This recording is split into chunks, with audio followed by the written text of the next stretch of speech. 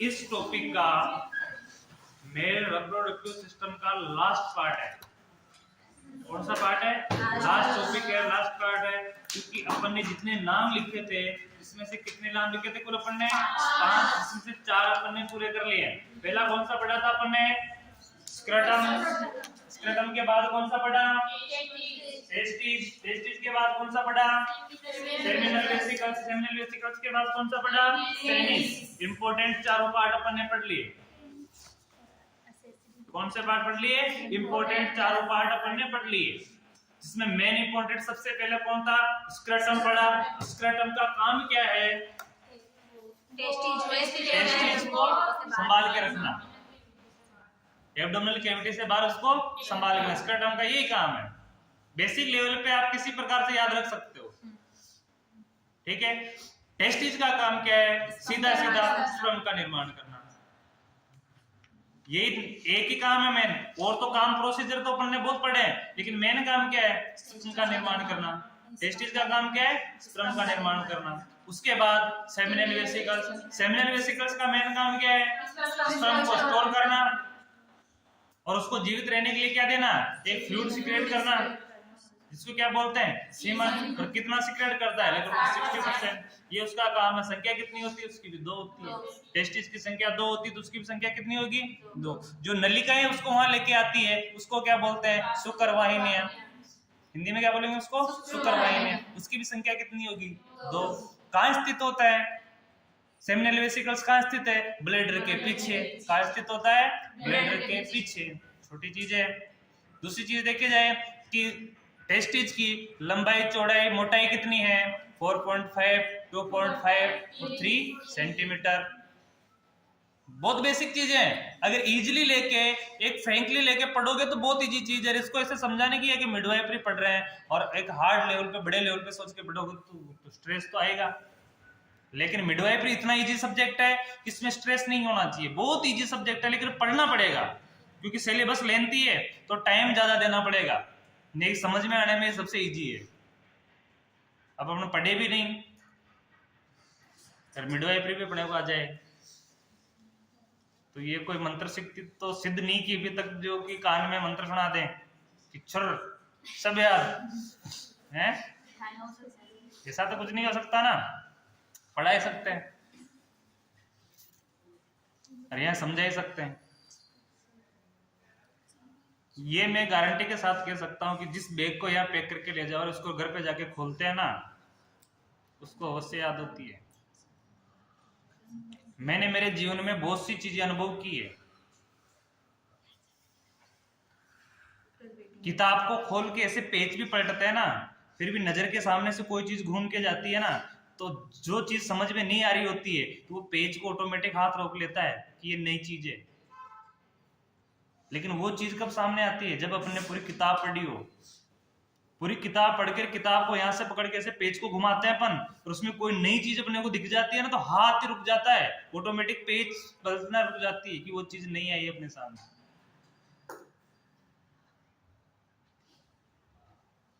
अभी आप लोगों को मैं पढ़ा रहा हूं, जिस समय मैंने बीएससी नर्सिंग की ना, ओरिजिनल बात है, फर्स्ट ईयर की क्लास अटेंड की है। कौन सी क्लास अटेंड की है? ओनली फर्स्ट ईयर पढ़ी है मैंने कॉलेज जाके। सेकंड ईयर से मेरे क्या लग गया था? कोरोना लग गया था। Second year, third year, fourth year lockdown में क्लियर की है। और जब मेरा फोर्थ ईयर चल रहा था, जब मैं मिडवाइफरी पढ़ रहा था ना, तब मैं यहाँ आप लोगों को पढ़ा रहा था, आपके सीनियर लोगों को पढ़ा रहा था।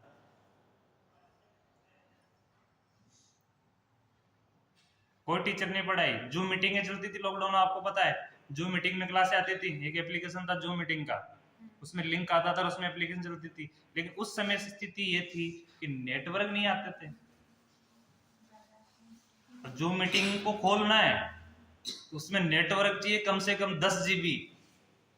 एक क्लास को देखने के लिए 2 से 3 GB नेट की आवश्यकता होती है, क्योंकि फुल HD में आती है और वो भी क्लियर तब दिखेगी, नहीं तो आवाज ही नहीं आएगी आप। तो उस समय वो भी नहीं थी।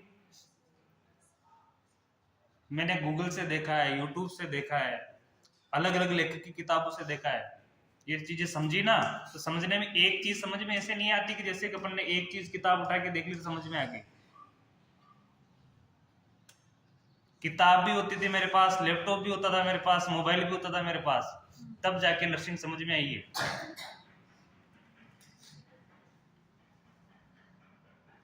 तो ये एक अपन सोचे कि मैंने इजीली लेके नर्सिंग को लेके मैंने खुद ने बिना टीचरों के पढ़ ली है, तो आप लोगों को तो पढ़ा रहे, तो आप लोगों के लिए तो बहुत इजी होना चाहिए, इजी होना चाहिए ना, फिर क्यों नहीं है? पढ़ो, मेहनत तो अपने को करनी पड़ेगी, समय देना पड़ेगा। कुल की बात ये कि समय देना पड़ेगा, और जितना समय दोगे जितनी पढ़ाई अपने आएगी। मैं बोल रहा हूं कि पेज पलटने से याद होते हैं। आप रोज कुछ नहीं करते, आप किताब को खोलते खोलते पेज पलटते हो ना, तो कुछ ना कुछ चीज तो आपको याद हो ही जाएगी उसमें, क्योंकि नजर के सामने से निकलती है, तो वो चीज तो आपको याद हो ही जाएगी। और जिस दिन आपको उस चीज की जरूरत होगी ना कि ये चीज अपन ने पढ़ी थी, तो आपको वो चीज सामने आते आ जाएगी कि ये चीज तो मैंने उस किताब में देखी थी। और अगर ज्यादा बार आप किताब पलटते हो तो आपको उस चीज के पेज नंबर तक याद होंगे कि उस पेज नंबर में मिली होगी, आइडिया लग जाता है कि लगभग कि उसके आसपास वो दिखी थी अपने को, तो पेज नंबर वहां होंगे, तो आप उस चीज को खोल सकते हो आराम से। लेकिन उसके लिए क्या करना पड़ेगा? किताबें खोलनी पड़ती है। क्या करनी पड़ती है? किताबें खोलनी पड़ती है, किताबों को देखना पड़ता है, पढ़ना पड़ता है, तब जाके वो चीज होती है। ठीक है, तो फिर लास्ट टॉपिक है 5वां, accessory gland.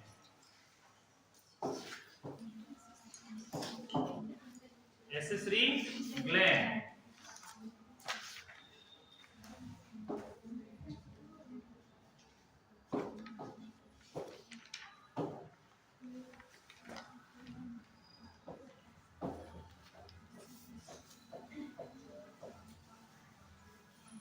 Accessory gland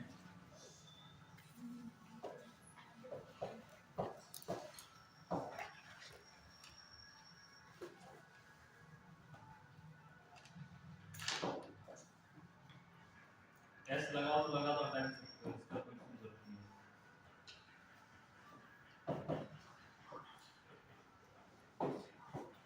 Hindi में क्या बोलते हैं इसको?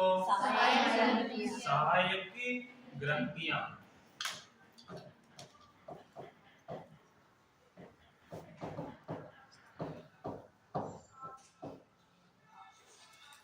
सहायक ग्रंथियां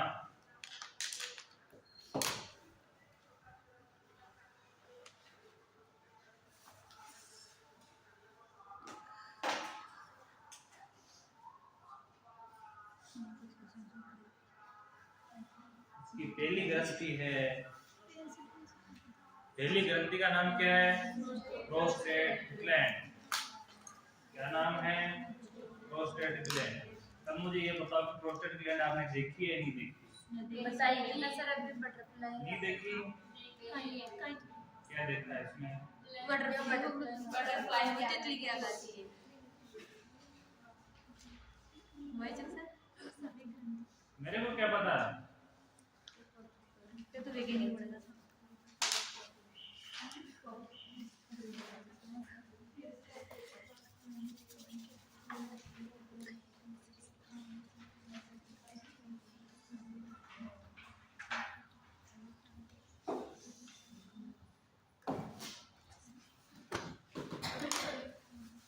ये दिख रहा है आपको? ये दिख रहा होगा, तो इसमें नाम भी दिख रहे होंगे। तो प्रोस्टेट ग्लैंड का नाम क्या है? प्रोस्टेट का नाम कहाँ दिख रहा है? वो सेमिनल वेसिकल के नीचे। कहाँ दिख रहा है? सेमिनल वेसिकल्स के नीचे। अब सेमिनल वेसिकल्स के नीचे दिख रहा है, ये इस प्रकार की आकृति भी दिख रही होगी, दिख रही है आकृति? यही क्या है? Prostate gland. और इसके नीचे दो बिंदु दिख रहे होंगे, ये कौन सी है? ग्लैंड। ठीक है, देख ली? अब इसमें लिखो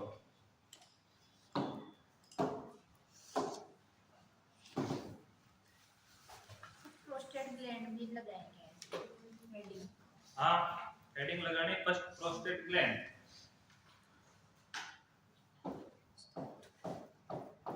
प्रोस्टेट ग्लैंड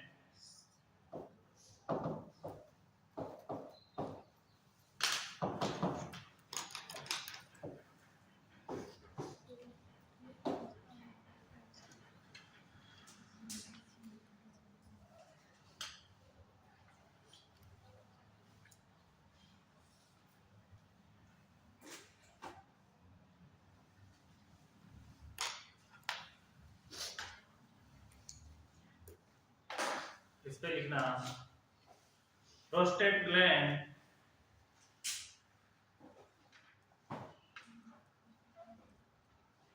यूरेथ्रा के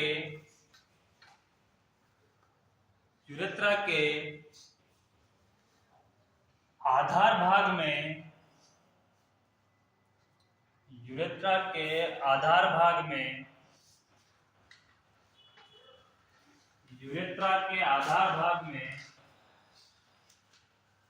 स्थित होती है।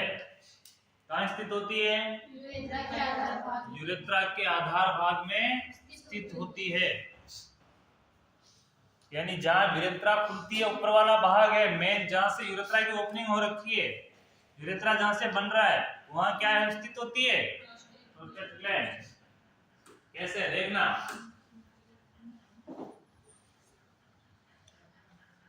ये ब्लैडर के पास में क्या रहे? Seminal vesicles. यूरिनरी ब्लैडर के जस्ट बराबर में क्या है? Seminal vesicles. Seminal vesicles bladder से जहां से इसका आधार भाग यानी उद्गम हो रखा है, किसका उद्गम हो रखा है? यूरेथ्रा का उद्गम, जहां से यूरेथ्रा बनी है दोनों से मिलकर, वहां पे क्या है? आधार भाग, जहां से बना वही आधार है। अरे मैं खड़ा हूं तो मेरा आधार क्या है? मेरे पैर है ना, नीचे पैर टिके हुए हैं, या सिर है आधार? नहीं। आधार क्या है? पैर है। जैसे स्टैंड खड़ा हुआ तो इसके नीचे 3 स्तंभ है, ये इसके क्या है? आधार है। उसके ऊपर ये मोबाइल टिका हुआ है, वही है ना आधार। इसी प्रकार जहां से इसकी शुरुआत हुई, जहां से बनी हुई है यूरेथ्रा, वो कौन सा भाग है? आधार भाग। और प्रोस्टेट ग्लैंड कहां स्थित है? यूरेथ्रा के आधार भाग पर। कहां स्थित है? यूरेथ्रा के आधार भाग पर।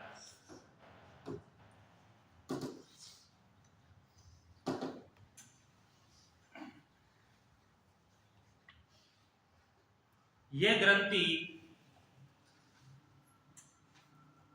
लगभग 5 पालियों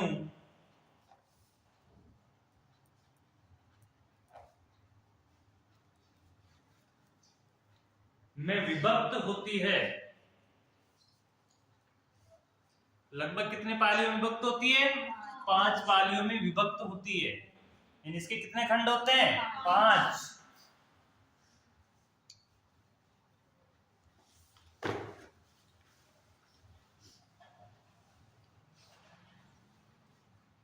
प्रत्येक पाली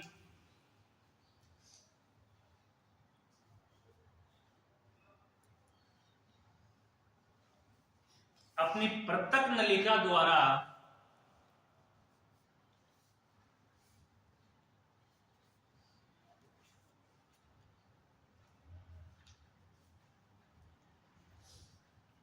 यूरेथ्रा में खुलती है।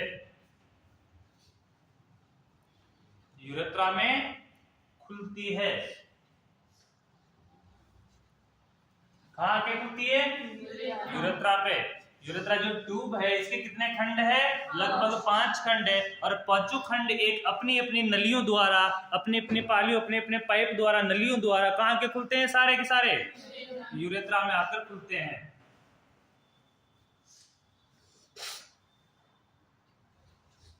नीचे एरो लगा के लिखना।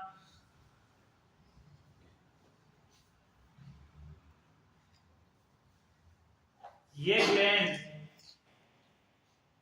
यह ग्लैंड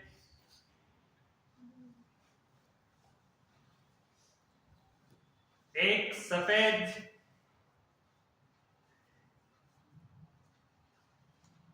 हल्का अम्लीय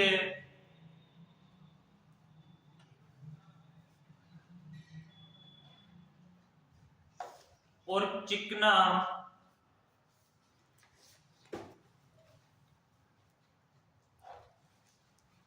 तरल स्रावित करती है। कौन सा फ्लूइड क्रिएट करती है? सफेद, हल्का अम्लीय और चिकना।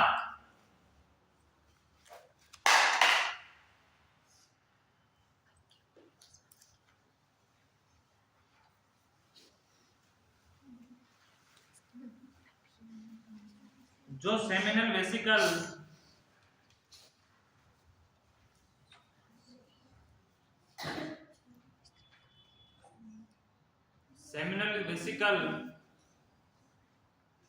के स्त्राव, सेमिनल वेसिकल के स्त्राव एवं स्पर्म के साथ मिलकर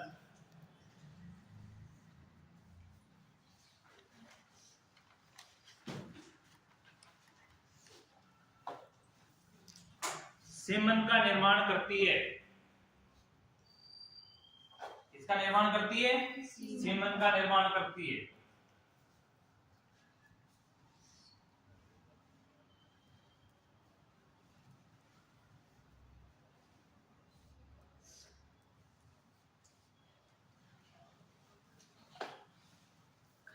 और इस ग्रंथि को,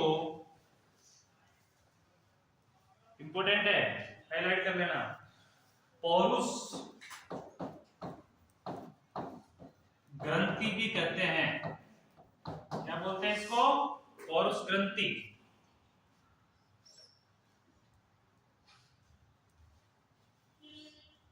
इस ग्रंथि को किस नाम से जानते हैं? प्रोस्टेट ग्लैंड को पौरुष ग्रंथि के नाम से। इसको किसी अन्य पेन से कैसे अंडरलाइन करके हाईलाइट कर लेना, नाम याद रहना चाहिए कि पौरुष ग्रंथि क्या है, क्योंकि एग्जामिनर का भरोसा नहीं हो कौन सा नाम पूछ सकता है। ठीक है,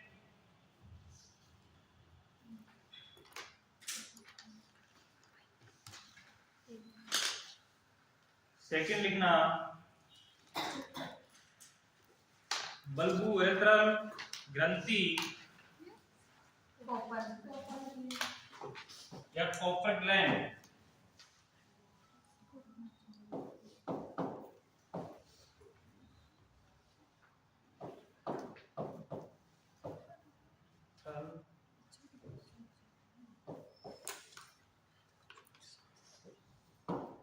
या सेकंड नाम क्या है इसका? Copper gland.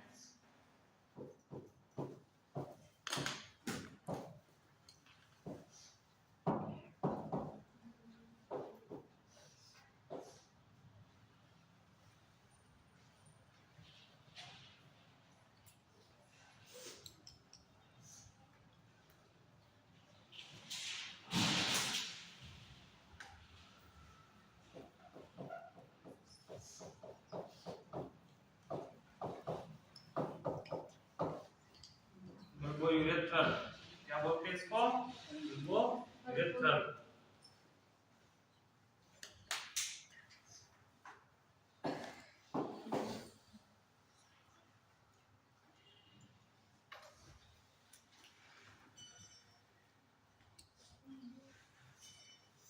यह है प्रोस्टेट ग्लैंड के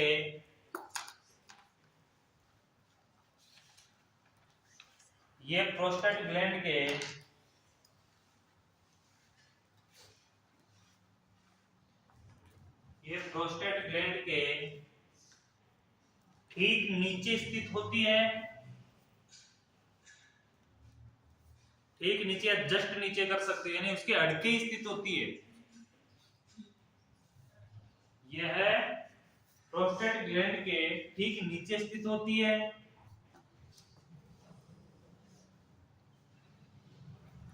और इनकी संख्या 2 होती है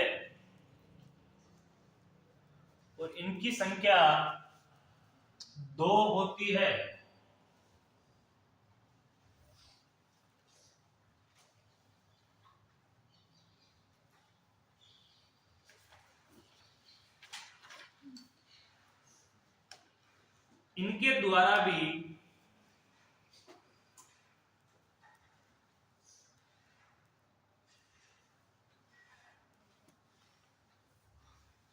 एक तरल स्रावित होता है,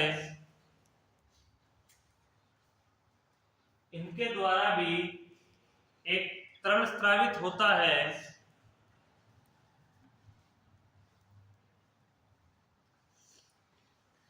जो क्षारीय होता है।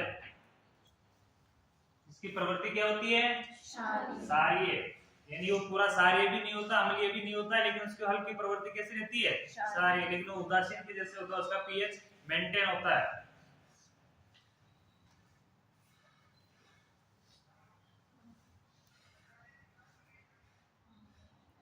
यह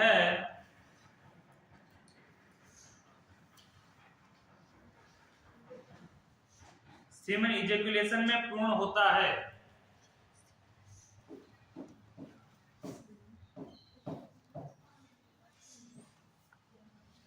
सेमेन इजैकुलेशन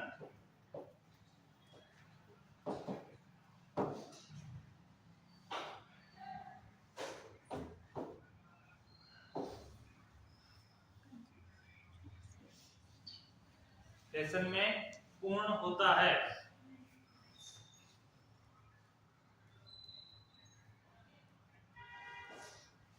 इजैकुलेशन मैंने लिखा ही था पहले, क्या तो लिखा ही था इसका,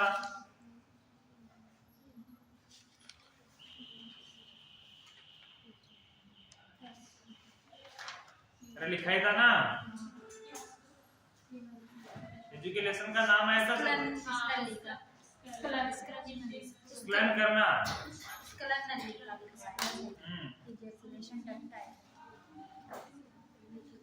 पूर्ण होता है। इसमें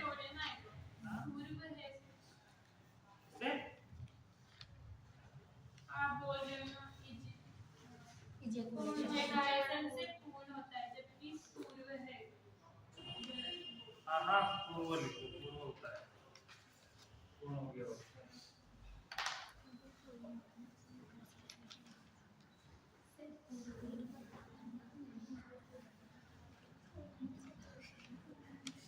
अरे आवाज नहीं। इसमें यूरेथ्रा की अम्लीयता इससे यूरेथ्रा की अम्लीयता समाप्त हो जाती है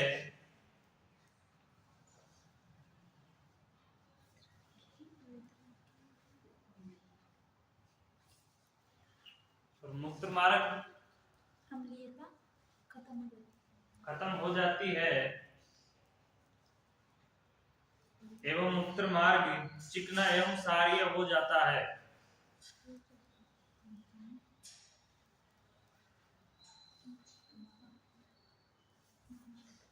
अब सीमन की प्रवृत्ति क्या है? अम्लीय। सीमन की प्रवृत्ति क्या है? अम्लीय होती है और ये फ्लूइड सीक्रेट करती है, कौन सा करती है? सारीय। तो मार्ग कैसा हो जाता है? सारीय। दोनों मिलके क्या हो जाता है? ये उदासीन। दोनों मिलके क्या हो जाता है? ये उदासीन। और ये पूर्व लिखा है, और पूर्व इसलिए लिखा है इजैकुलेशन होने से पूर्व है, यानी कि संकलन होने से पूर्व है, यानी कि स्पर्म निकलने से पूर्व, स्पर्म सेमिनल वेसिकल से निकलने से पूर्व कौन सी सिक्रेट करती है ग्लैंड? कॉपर ग्लैंड पहले फ्लूइड सिक्रेट करती है। कुछ क्षण पहले वो क्या करती है? वो खुद अपना फ्लूइड सिक्रेट करती है, जिससे वो मार्ग क्या हो जाता है? सारे हो जाता है। उसके तुरंत बाद क्या हो जाता है? संकलन हो जाता है। तुरंत बाद क्या हो जाता है? थोड़ी देर बाद ही संकलन हो जाता है, यानी कि सेमिनल वेसिकल से स्पर्म निकल जाता है। संकलन होने का मतलब है सेमिनल वेसिकल से स्पर्म निकलना, वीर्य निकलना।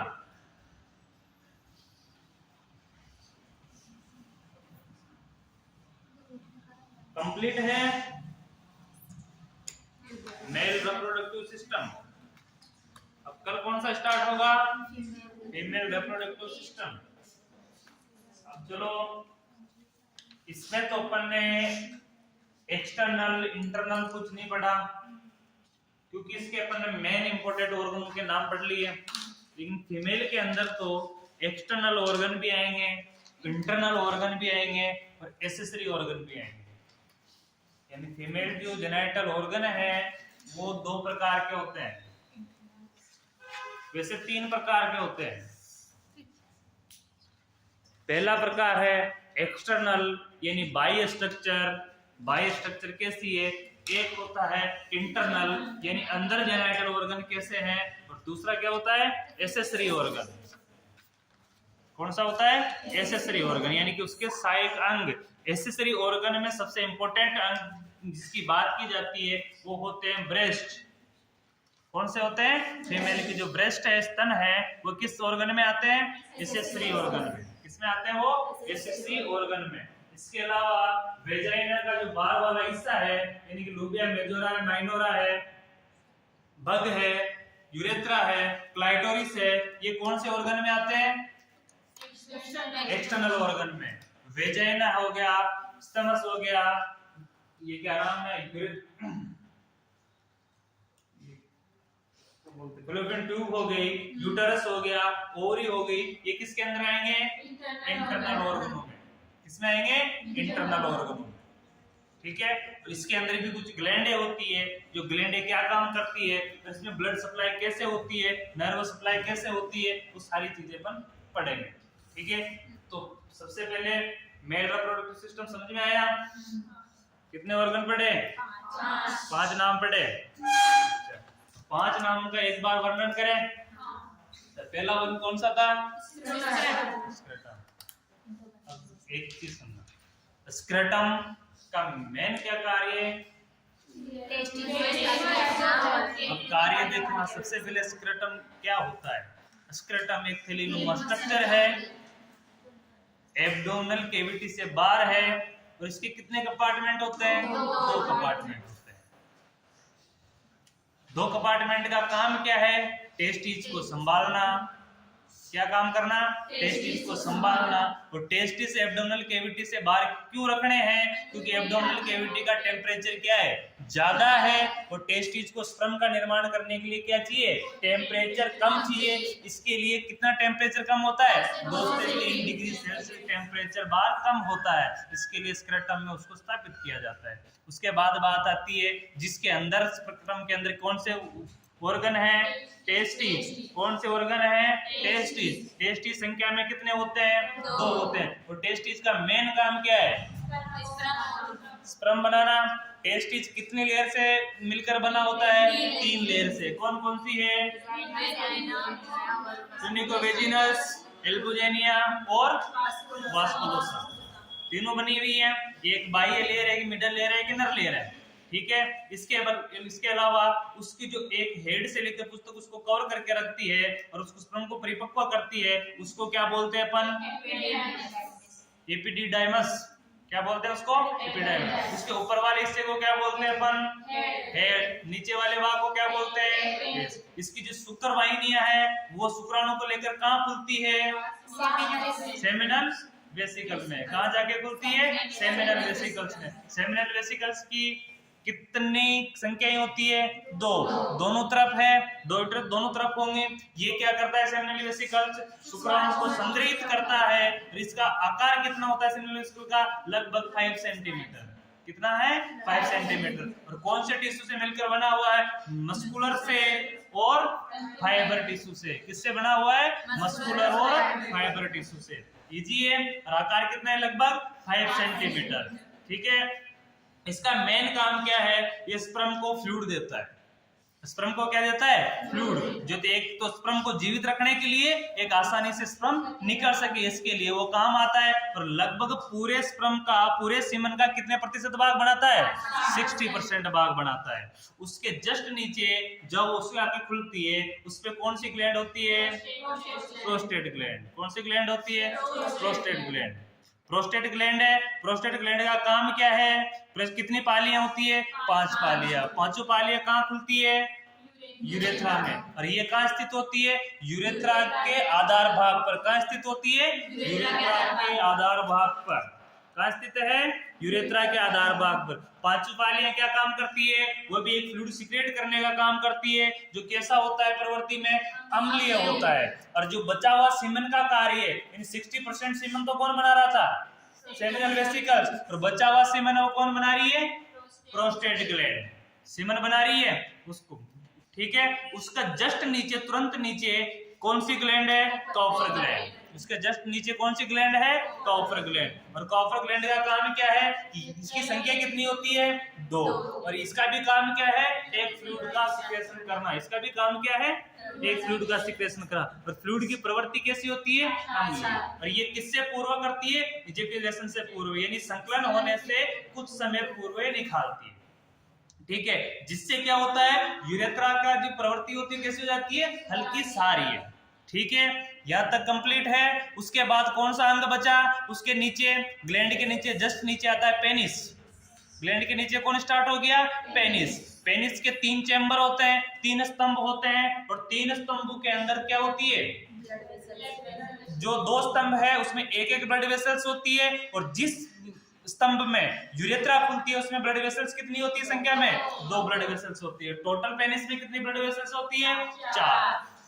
ठीक है, ब्लड वेसल्स कितनी होगी? 4। और उसके अंदर क्या होते हैं? Blood space.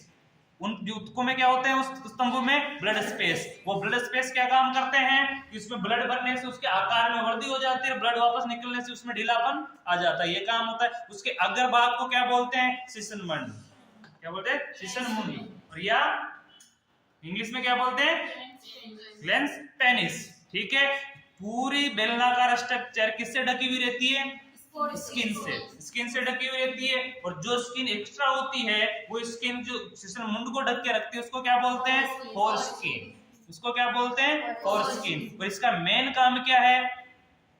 Urine pass out करना, और यूरिन पास आउट करने की वजह से इस और जेनाइटल ऑर्गन होने की वजह से इसको नाम जेनेटो यूरिनरी ट्रैक्ट भी बोला जाता है। इसको किस नाम से जाना जाता है? और जेनाइटो यूरिनरी ट्रैक्ट के नाम से भी जाना जाता है, यानी कि मूत्र जनन अंग या मूत्र जनन मार्ग के नाम से भी इसको जाना जाता है। ठीक है, यहाँ तक कंप्लीट है, क्योंकि दोनों काम एक ही हो रहा है। इसका मेन काम क्या है? इसका मेन काम कि सेक्सुअल इंटरकोर्स के दौरान मेल स्पर्म को फीमेल मादा के अंदर पहुंचाना। मेल स्पर्म को क्या करना? मादा की वेजाइना के अंदर पहुंचाना, ये इसका मेन काम है। ठीक है, क्लियर है? रिवीजन कंप्लीट है, आज की क्लास खत्म। Thank you sir.